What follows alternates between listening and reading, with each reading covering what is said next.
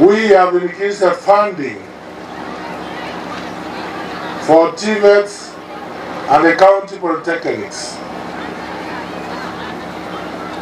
For the first time, from second term of this month, of next month, which is May, the government has provided some money to produce and supply a cup of uchi, fortified uchi, to our ECDE students. We realized that most families